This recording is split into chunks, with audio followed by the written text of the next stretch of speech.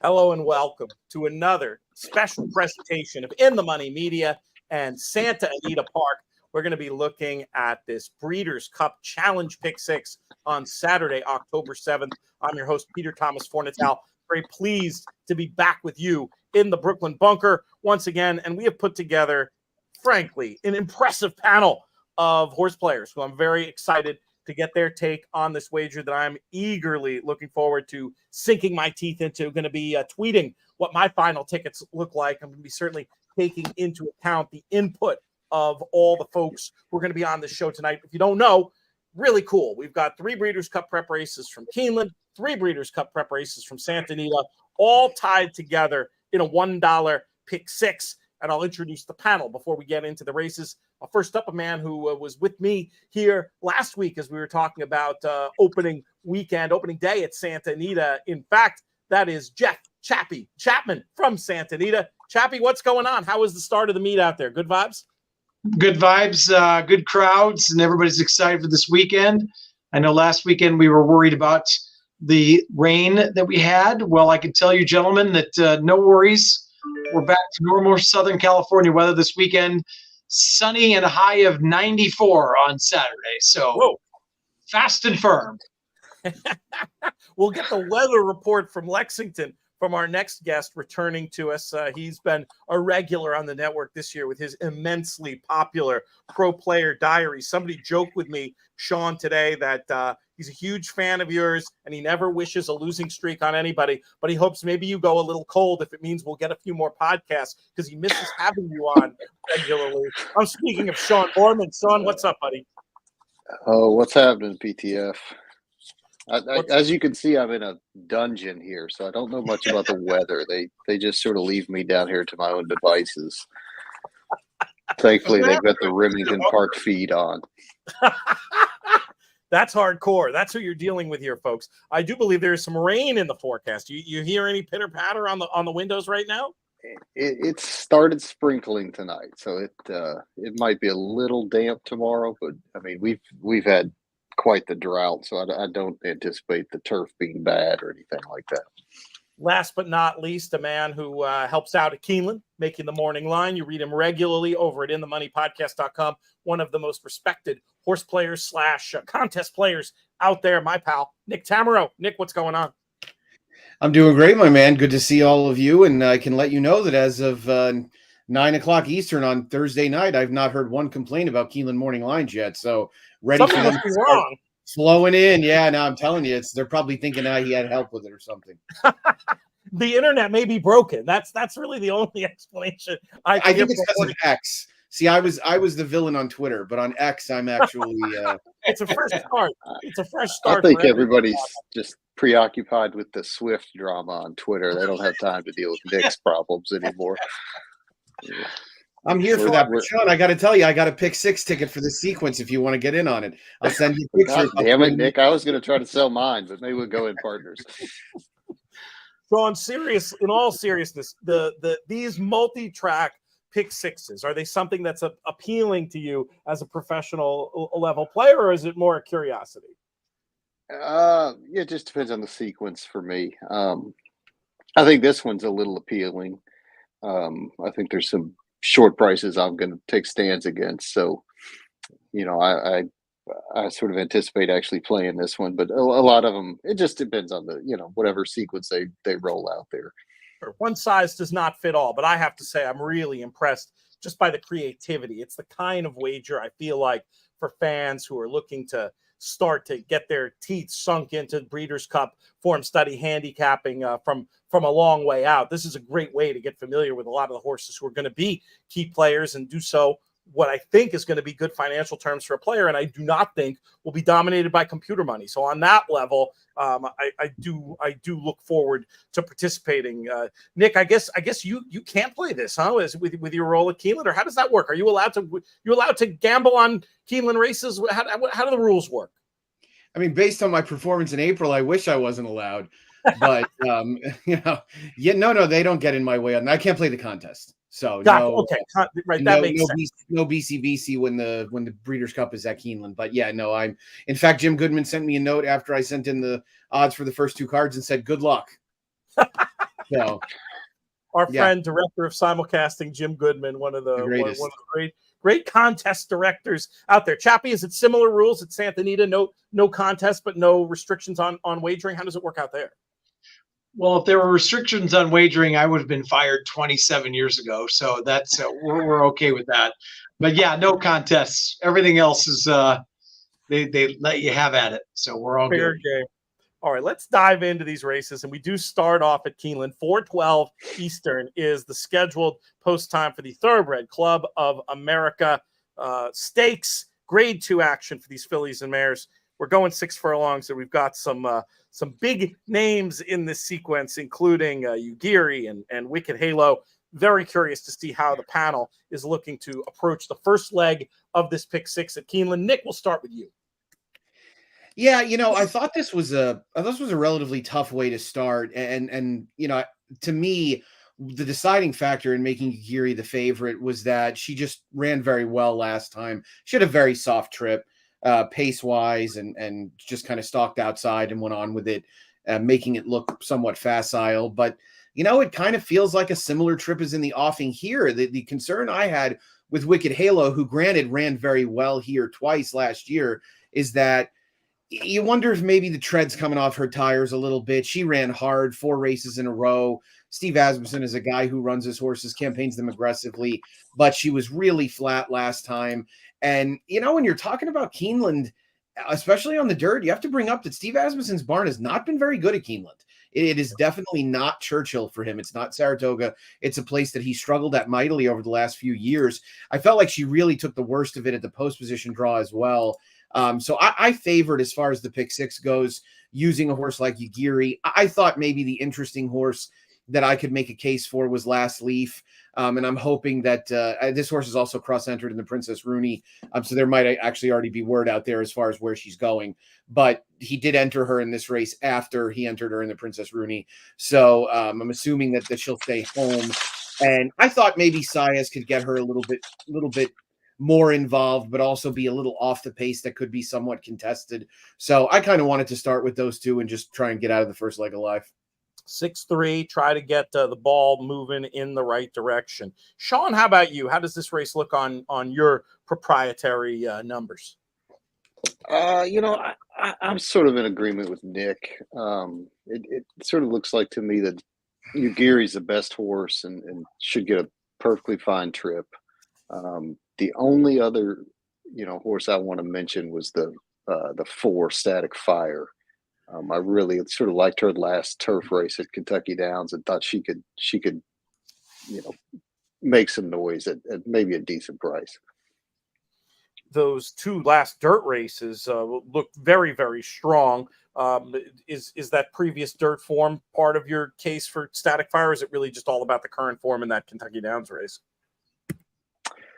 I think I try to just lean on the most recent race or the most recent couple. So to me, it's more about current form. But, I obviously like to see a horse that's coming off a turf race have previous good dirt form. That's certainly something I look for. Yeah, it doesn't hurt at all. Second off a long layoff, too. It might be able to sit rather handy for a runner who looks to have at least some bit of finish. Chappy, let's bring you in for your West Coast perspective on this Keeneland race. Obviously, you're the man when it comes to all things Santa, but obviously you're going to be getting involved in an opportunity like this. What numbers will be on your tickets as we light this candle? Nothing new to add for me. I was kind of 6'4", just along with these guys. Obviously Ugiri gets off the rail, should get a nice stalking trip. And I thought, like you talked about with Static Fire, ran well off the bench last time, 2 for 2 on the dirt, and actually has a win at Keeneland as well. Doesn't hurt. So nothing crazy here. I was 6'4" as well. Before we move on from this race, I did want to bring in Sean one more time to ask about that angle that Nick mentioned that I totally have noticed and agree with. It's so weird, this idea that the Steve Asmussen numbers do seem decidedly weaker at Keeneland. I know, Sean, sometimes you're a player who loves to fade more narrative type angles like that don't have anything to do with a horse's condition as it can be discerned from the PPs. But when something is that noticeable, does it factor into your thoughts at all? Is that part of why you stayed away from Wicked Halo in this spot, or is it more to do with that last race? it's just more to do with the figures. I got to be honest. I heard you guys talking about it. I don't even know what his numbers look like at Keeneland. That's how little I pay attention to that stuff nowadays. You know, he's not been great at Keeneland lately, but I mean, there was a time where he would come in and just dominate those 2-year-old races. So it's not like the guy can't train at Keeneland for whatever reason. His program's changed a little bit, I understand, but guys like Steve Asmussen, Brad Cox, like those guys can train horses anywhere. So I don't put much stock in those trainer stats all that much. Let's go out to the West Coast and check out Santa Anita's third race. It's the Grade 2 Chandelier for these 2-year-old fillies going 1 mile and a 16th.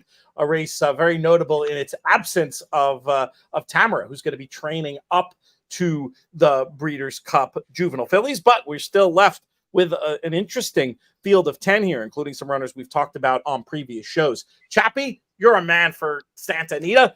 Who do you like in this spot? Well, I think this is a very interesting race. Obviously, there's one horse in the entire race that's gone 2 turns, and that's Autumn Chill. So you don't really know much about what they're going to do going 2 turns, going long. That being said, I'm kind of playing against Dua. I didn't love the maiden race that Dua came out of.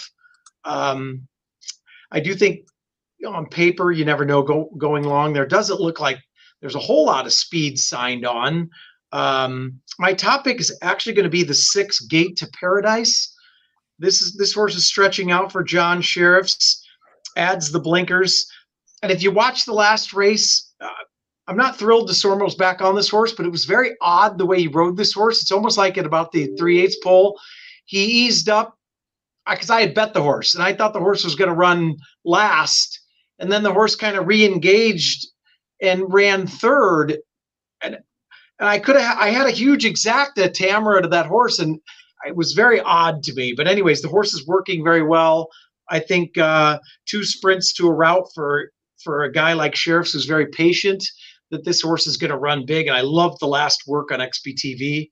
And another horse I give a look to is the 1 Chattelus for Mark Glatt. This horse won first time out, working well. Like I said, it doesn't look like there's a lot of speed, so I think this horse is going to get a good position early. And it's a little bit of a spread because, like I said, I don't know about the 2-turn aspect of it. But those would be my top 2 plays in here. Definitely hear you on Gate to Paradise. It's so unusual to see Sheriffs with a maiden running in a Grade 2, and it's the kind of thing where with a veteran trainer like that, I sort of just in him I trust a little bit with a move like this. You mentioned you're going to spread, Chappy. Why don't you name check some of the runners you'd want as backups as well? And I'll obviously note that the 6 and the 1 are your top ones, but who else are you interested in? Well, I'm going to use the Pletcher horse. Just he ships out here going long from Saratoga. I'm going to use Autumn Chill because of the fact it's the only horse who's won going 2 turns, and Keith DeSormo is another guy who takes a while to get them into shape, and they usually run better going longer. And I'm going to use Laurent just because of the fact that Peter Urton seems to win on everything he touches right now, and he's just been absolutely on fire. I didn't love the last work, so a little bit of spread in here. If Dua beats me, Dua beats me. Best of the rest, Laurent was in that Tammaro race in the Del Mar Debutante. Sean will bring you back in to get some thoughts on this. I thought this was sort of a tough race for a lot of the reasons Jeff mentioned. This just the lack of 2 turns, but I'm against the 2 morning line favorites. I'm against the 1 and I'm against the 7.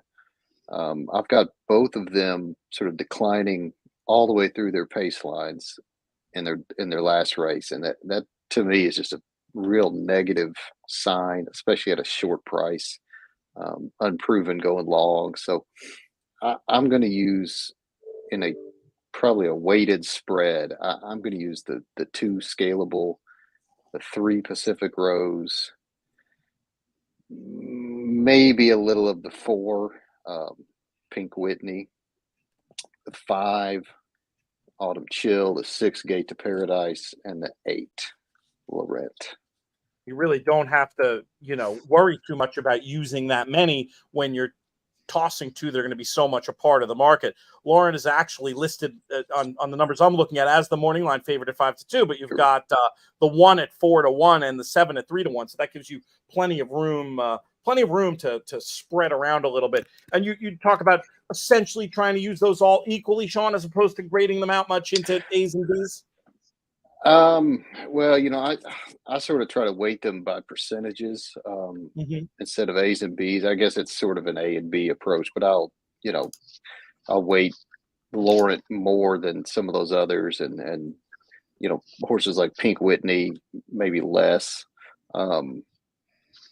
But just sort of, I try to weight it a little bit, blend how I think the market's going to weight them, and then also blend in my own opinion. So if I think Laurent's going to have 30% of the market on it, but I really like the horse, I might bump that up to 50 and then weight some of the other ones lower than that as an example. That's not necessarily what I'll do exactly in this race, but that's sort of how I think about it. Nick, let's bring you in for your thoughts on this running of the Chandelier. Yeah, I've been kind of a Laurent fanboy since her debut. And of course, I didn't buy the hype on Tammaro last time and paid the price. But I thought Laurent ran well, all things considered. She feels like a horse who probably will get better with a little bit more ground. I admittedly, I'm not good at forecasting which of these horses are going to get better with more distance, because I do think that in many ways they really are effective as a one-run closing sprinting type, and so that kind of maybe exaggerates the thought that they might be better with more distance. But she's bred on the bottom side for distance. The blinkers are going on, which I'm hoping sharpens her up a little bit early. She has kind of an odd way of going about her too, and she's gone kind of wide around the turn both of the last two times, somewhat by design. So hopefully she doesn't do that this time. I mean, like both Chappy and Sean kind of alluded to, it's an awfully tough race to narrow down. I don't really know why, I guess, other than having kind of an embarrassment of 2-year-olds on the eastern part of the United States. I'm not really sure why Scalable is running in this race, other than maybe she's training particularly well. But I mean, there was a 2-year-old maiden special weight race today where Todd Pletcher had a relatively short price, and Scalable would have been about 4-1 in there at Aqueduct. So I don't know exactly what to do with her. Ironically, on figures, I mean, she kind of fits. She's a little bit more of a fringe player. But yeah, I think I would probably try and hitch my wagon to the 5 and 8 as my main horses. And I'd back up with some combination of the 1, 2, 4, and 6. I'm not a Dua fan. I thought Dua won a very, very weak maiden special weight race at Del Mar and came back with a very underwhelming performance in the Sorrento. I know she was a little bit inside as well, which maybe isn't exactly the place to be. But I'm no great fan of Dua's. Let's head back to the middle part of the country for Keeneland's 9th race. The pick skips over the First Lady, where in Italian will be a very short price. And we continue with more 2-year-old action in the Breeders' Futurity, 5:14, the scheduled post time for this one, going a mile and a 16th on the dirt. And some horses that we've yapped quite a bit about on Baby Talk and other places throughout the season. Interesting group of 2-year-olds assembled here for this Grade 1 action. Sean Boarman, who's your idea of the winner? This is another race where I don't really like I guess he's the second choice, the Timberlake. I'm completely against him, so I'm just going to throw him out and use the 1, the 3, the 6, and the 8. Yes, the 8. Sorry, in some sort of weighted play. I'll press the 3 a little bit. I don't really trust that horse much either, to be honest. In terms of these big prices you mentioned, the 6 and the 8, what is it that attracts you to either of these Kenny McPeak runners? Well, they both have run pretty efficiently throughout their races and relatively fast. I mean, this is a race, this is a Grade 1 race in name only to me. There's not really a Grade 1 2-year-old in here. And there's certainly not a real finisher. I like to look at horses that can run throughout the race and run through the wire and finish relatively close to par. And there's just not nothing in here that's even close. But those two have at least shown the ability to take some pressure and still finish off a little better than the rest of these. They both have shown the ability to not just be one-way speed. They can pass horses. And I just think that's a big advantage in these 2-year-old races once they stretch out and start going long for the first time. I get it, especially in a race, Timeform US anyway, codes as being fast early. They do look like potentially the best closers at huge prices who've had success going long, trained by a guy who's known for getting horses to run through the wire, who's no stranger to springing upsets. You've got me convinced to throw them in on some tickets. Nick, let's bring you in, and let's go back to the pace question first and foremost. Do you agree with the Timeform US pace projector in this one? Do you think we're going to see a fast pace? Well, this race changes a lot when Timberlake runs in the Champagne, so which is going to happen. Okay. He's already shipped to New York, so Brad Cox did this on both Friday and Saturday, and it doesn't do anybody any favors that are doing a work a long way out. But so Awesome Road is significantly helped by. Not that they were going to get in some tooth and nail pace battle, but he's helped by now kind of being the lone speed. I mean, for what it's worth, and I'm not big on this particular stuff. I know the barn's been high on Awesome Road kind of from day one, and pedigree wise, he feels like a pretty interesting horse. So, I mean, to me, the question really is how exactly are you going to go about beating Locked, who ran really well second time out? I mean, there's actually an argument to be made that he ran just as well as he did on debut. Speed figure wise, he obviously improved, not quite as much on a Timeform US fig as he did on the Beyer speed figure scale. But I mean, he ran extremely well last time. And drumroll please, who was second, was a Brad Cox horse who had been training well. He was 13 lengths clear of the balance of that field. So, I mean, Locked is a very, very serious horse to me. And you kind of envision that maybe unless Just Steel is ridden very aggressively by Joel early, Locked is going to get that ideal outside stalking trip up within range of Awesome Road. And I mean, if he duplicates his last race, he's going to be very, very tough to beat, in my opinion. And this is no great insight on my part, but he looks like a horse that I could single, and I would probably relegate the 1 and 3 and a little bit of the 6 as backups. Sean, I got to bring you back in to ask why you didn't come up with Lock. What was it that you saw about him to put you off? Well, I mean, really the price. I don't have that last figure nearly as high as the Beyer figure. I've got him improving, but not like super dramatically. But his pace line on my stuff is basically identical to the 6 and the 8. So why take the 7 to 5 or even money or whatever the hell he's going to be after Timberlake scratches when I can get 15 or 20 to 1 on horses that are a little more seasoned. That are just going to be much better prices. I mean, Locked might win, sure, but if you get Ugiri in the first leg and some 4 to 1 shot in the second leg and then Locked, what's the point of even playing this bet? So that's basically it's just price versus talent.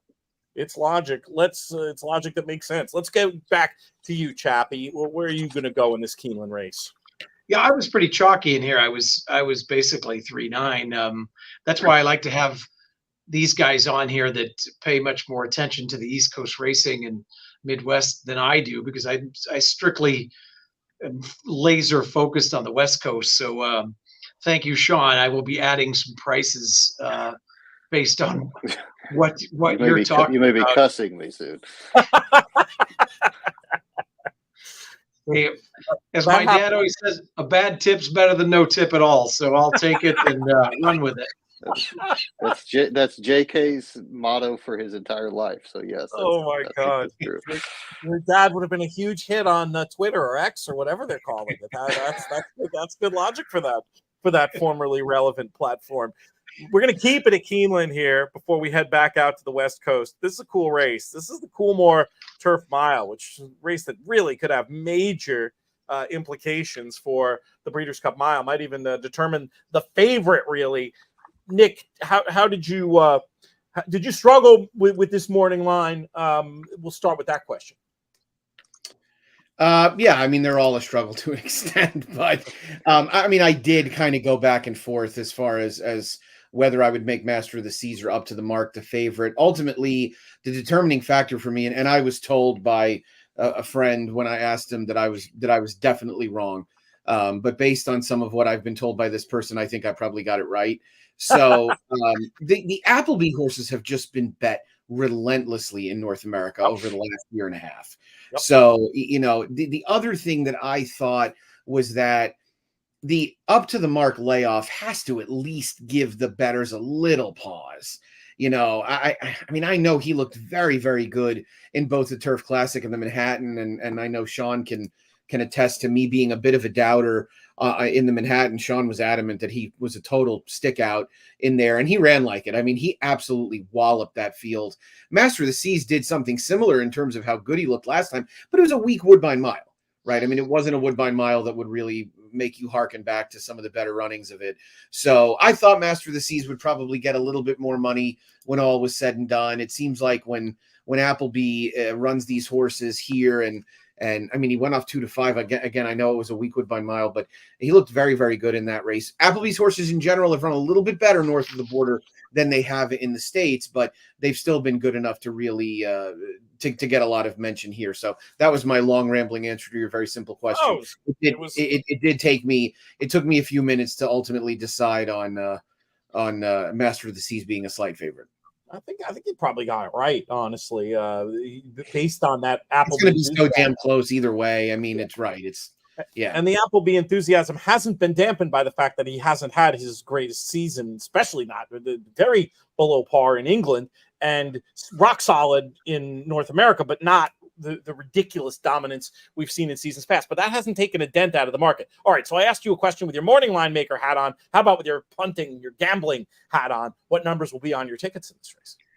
Yeah, I mean, barring something a little unforeseen with Master of the Seas, I mean, he feels like a horse that's probably supposed to win again. I don't know if he'll duplicate that good form coming back somewhat quickly, but he didn't really get much pace to run out last time and still finished pretty strongly, all things considered. I mean, he has the look of a really solid horse that might fit a North American style racing quite well. The speed in here is pretty suspect, so I wouldn't find myself overly concerned with whether there's going to be enough pace on. I think in a way, the horse that I'd probably be most inclined to take that's going to be somewhat forwardly placed is a Tone, who I think kind of ran well in a way in the Mint Million last time.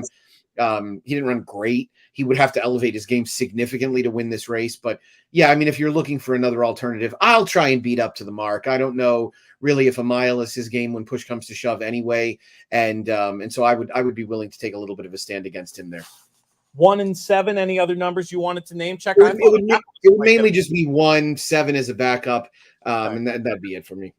All right, Sean, let's bring you in. I see it maybe a little bit more open than Nick does, just in terms of, I think this is the site of Annapolis's greatest triumph, and I think you can tell some stories about his recently seemingly below par form. But what do you think? Who do you like in the Coolmore Turf Mile?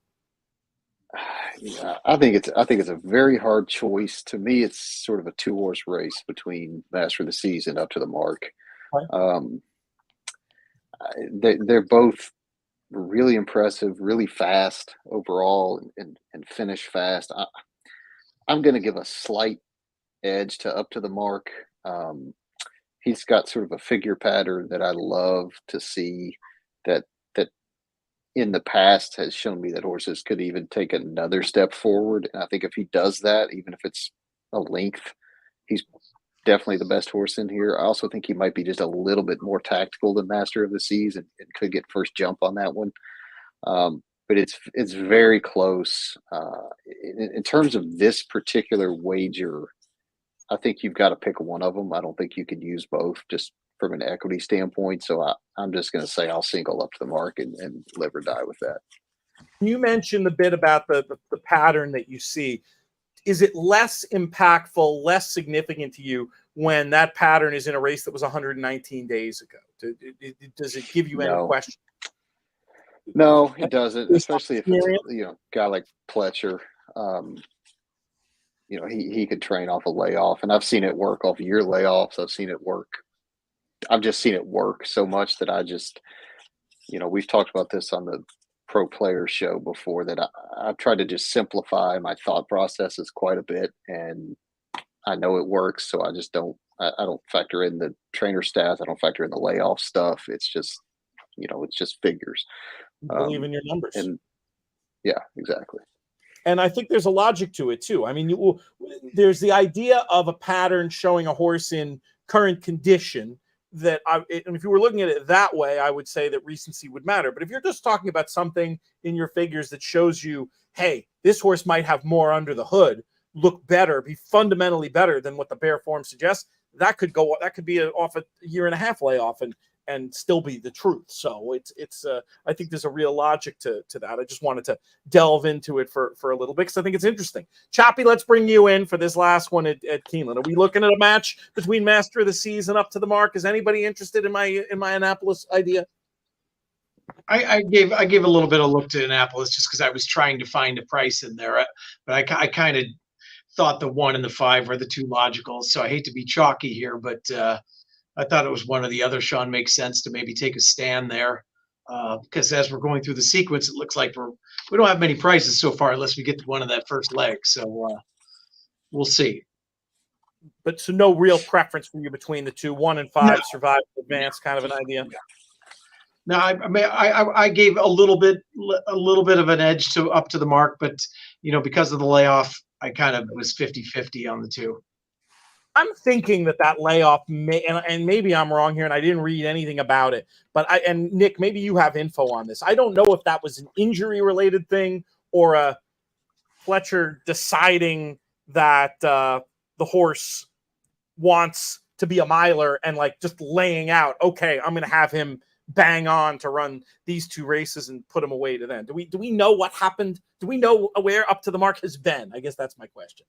I can tell you that it was not a by design layoff. So Okay. He was supposed to run the Arlington Million, and then they were going to try and take the pathway to the Breeders' Cup Turf. But I think Todd's concern was whether he could have him ready off the bench to end up ultimately going a mile and a half. I mean, all things considered, the Turf became a significantly weaker race today, but it's still I think an objective that for him was always going to be pretty difficult, given his predilection for going a little bit shorter. So Rapoli had said something about the sword dancer as well. Then they talked about the Baruch. That's probably, I mean, I should have alluded to it a little bit. That's probably a little bit of a concern of mine. I know this horse ran 10 times without a break, but when they're talking about being in training in August and you don't surface until 2 months later at a mile, when you look like a horse that probably wants to go a little bit farther than that, I just wonder if it's a bad setup. I hear you on Annapolis. I really tried. He's been so bad in his last 2. I just can't do it. The 4-star Dave was not terrible, but I mean, he had a really good trip and got beat on the square by Casa Creed.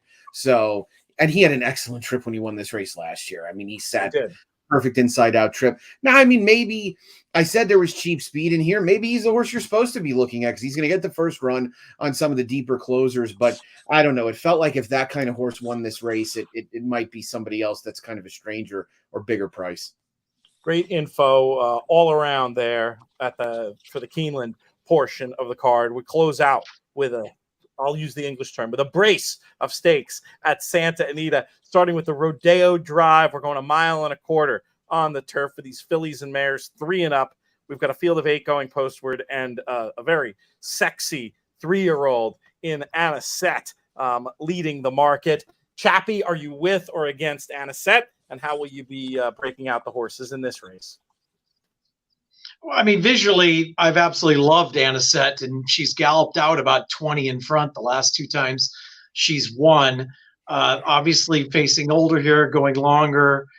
The only thing that scares me a bit is she comes from the absolute clouds, and last weekend, you had to be right up front to win on this turf course. So I'm going to use her because she's got so much talent. From a pace standpoint, I wanted to make a case because there's not a lot of pace and speed was king last weekend for a horse like Neige Blanche. But I think I'm going to stick. The other horse I'm going to use is Closing Remarks. Closing Remarks, since she came back this fall, she's been a little bit more tactical in her last two races. She used to kind of sit and make one run. In her last two races, she's been up closer to the pace, and she just seems like she's getting better. She's won her last two races for Carla Gaines, who's off to a hot start at this meet. So I'm kind of those two, 4. I love Anisette. I just am concerned about the race flow and her from being way out of it. So 7, 4, 2 would be your selections if I were to write them down for in the Money Plus notes. Does that sound about right, Chappy? Yeah, in order, I guess I would go 4, 2, 7. 4, 2, and 7 for Chappy there. Sean, let's bring you back in. How does it look like Anisette shapes up on your numbers? Is this rise in class something she looks to be able to handle? Yeah, I think so. She looks pretty damn good to me.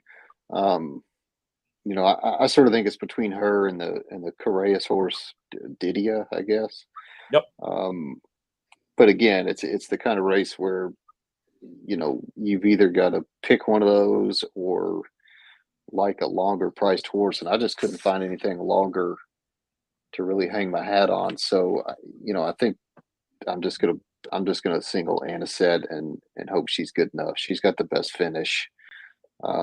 I think she's really nice, so I'll just hang with her and see how it goes. I'll be out of this thing long before this race anyway. If anybody's been paying attention to my picks, so looking to go very aggressive and high risk, high reward strategy for Sean Anisette, his preference in the Rodeo Drive. How about you, Nick? How do you see this? I mean, you want to talk about another horse that's been sidelined, not by design, but on paper, to me, I'll be very surprised if Didia doesn't win this race. I know I've been an Anisette fan since her North American debut, and she came back and ran well in a couple of stakes. My issue with her last start is I thought she got an enormous pace to run at. I know she finished, but she also rode the rail the entire way. I mean, she got one of the all-time great rides that you're going to see a jockey put on a horse. And to make up the kind of ground that she did as quickly as she did without ever leaving the rail is just unbelievable. And so Umberto Rispoli, of course, our paisan, Pete, is Forza Azzurri. It was a tremendous ride. And so I kind of figured she'd run in the QE2. I was a little surprised to see her here, but then realized she already got a grade 1 if you can stay home and be ready for the Breeders' Cup. Didia has such an enormous tactical edge on her to me. There's no speed in this race. I mean, Turner Loose is not good enough to win this race, and otherwise, I mean, Didia is supposed to be significantly more forward. I think Nacho Correas is a very sneaky good trainer. Obviously, returns to the site of his biggest domestic win, which was the Breeders' Cup Distaff in 2019, and she feels like a horse that really benefits from being on firm turf as well. So I think that's kind of why she's out here rather than prepping pretty much anywhere else. So the firmest turf courses that she's been on since she got to America were at Churchill on Oaks Day and then at Colonial last year. And I mean, she ran extremely well in both of them. So I'm looking forward to seeing what she does. Obviously, as far as the pick six goes, I mean, any tickets where I don't single Didia, I'll have a little bit of Anisette, but I'll lean pretty heavily on Didia in this spot. A little bit of Anisette sounds like the perfect end to a meal. It sounds like Johnny Ola in Godfather 2, right? He asked him what he wanted to drink, and he said, Anisette. Johnny Ola, in character, who also played the one and only Junior Soprano. That's right. Some of that great. There's not a ton of crossover with Godfather and Sopranos, but I can tie it back into racing by telling you that Dominic Chianese, who we're talking about, sang the national anthem at the Monmouth Breeders' Cup in 2007. Wow, that's good. That's a good one. I saw him around. I saw him around Saratoga when those boys had horses for a minute and a half in that same era. All right, one more race. This is a horse racing podcast, believe it or not, and we'll close it out by talking about race number 9 from Santa Anita, 8:11 Eastern scheduled post time. So not one that you have to stay up late for. I'll be watching Billy Joel and Stevie Nicks live in Baltimore, probably getting rained on while I have this on the phone. It's the grade 1 American Pharoah, more 2-year-old action. Muth, the even money favorite. We'll go back around the horn one more time, starting with you, Nick Tammaro. Yeah, I mean, I don't have a big lean against Muth, but I will bet on BU as well. I know, and I'm interested to hear Sean's take on the Hopeful, which was a shockingly slow race from a final time figure perspective. It was run at a very strong early pace. I mean, I didn't look it up because really it didn't matter all that much to me in the end. But did Muth actually ship to Saratoga and then come back when he didn't run in the Hopeful because Baffert had some sort of lame excuse for why he wasn't running? I thought he was there. I'm not 100% sure. The stated excuse was that the field was salty and he wanted to turn. It definitely sounded it sounded like the kind of excuse that doesn't make me super thrilled about taking 4 to 5 going forward. Yeah, the field was salty and the race was won by a horse that'll probably never win a graded stake again. Just like when Feza had an outside post and the race was won by the horse that ended up having the outside post. Yes, So, yes. It wasn't an excuse that filled me with a ton of confidence going forward. But to Sean's point on the numbers, one that, you certainly get, and your point as well, it's one you certainly have to look at. 2 in the 6, the only 2 for you there, Nick? Yeah, I mean, BU really feels to me like the horse that's going to adjust best to a 2-turn configuration. Just a horse that's very handy and seems to be able to switch off a little bit and settle. And so I think he'll really benefit from the extra ground. Sean, what of BU? He did make that move into the fast pace, but when a race comes back that slow, does that impress you at all? The Hopeful was really just a dreadful race full of bad horses, in my opinion. The average late pace figure of that entire field, I went back and looked at this, was like 10 lengths slower than what par should be for the Hopeful. Even the winner really didn't run a very fast late pace figure because they came home so slow in there. So it's really hard for me to take a horse like BU at a relatively short price, even though he made a move into a fast pace in a terrible race, because I don't think he was that good going into that race. This race tomorrow, Muth almost has to win this thing. I just don't see anything else in here with much talent at all to be running a grade 1 race for 2-year-olds. So I think he sort of wins by default, and then I probably would be against him as well in the Breeders' Cup. All right. So, don't hold back, Sean. Tell us how you really feel with your thoughts on these 2-year-olds. Well, I mean, that's why you bring me on here, right? Exactly. Quite frankly, these are shitty 2-year-olds. So I mean, I'm not going to tell you they're fucking all-stars, because they're not. Chappy, how about you? What do you think of this local contingent? Can Muth get beaten? Yes. Muth is probably the best horse. The other horse I'm interested in, strictly on watching some workouts on XBTV, would be the other Baffert, which is Wind Me Up, who the last 2 works worked and outworked slightly Prince of Monaco, who actually beat Muth. And based on those 2 works and 12 to 1 in the morning line, I'm going to double up with Baffert here and take a shot with Wind Me Up at 12 to 1. I've seen this movie before, Chappy, with the longer price of the Bafferts getting the job done in the big graded stakes race going back to the mid 90s. So I don't think it sounds crazy. And they're as much as I take Sean's point about Muth on paper, there's something about the horse I just don't fully trust, and I like the idea of coming up with an alternative. Gosh, I wish it could be a horse that with a little bit of finish. If you had to pick a finisher in this race, Sean, not necessarily to win, but to hit the board, just something you had any confidence would be running at the end. Do any of these give you any faith for a 3rd or 4th dink type horse, or is it just not that kind of field the way it sets up? It's just not that kind of field to me, honestly. Like on my stuff, Muth is the best finisher. Right. So that's what makes him, to me, so dominant, is he's going to be in front of a lot of these, and he's still going to outfinish a lot of them, probably all of them. There isn't a real sort of classic dinker in here. I guess maybe the 5 if he's ridden right, but they're putting blinkers on him, so I couldn't really count on him being ridden right. It's just this is just not a great field to me. It's not a field I'd want to be involved vertically at all. And it's either Muth or all of them, in my opinion. I just don't want to take all of them. So, Nick, any closing thought from you before we get out of here about this sequence? Anything we didn't get to? Any host fails you can point out for me? Anything along those lines? I've been keeping score of it here, so I'd have to narrow it down at the moment. But no, nothing terribly offensive.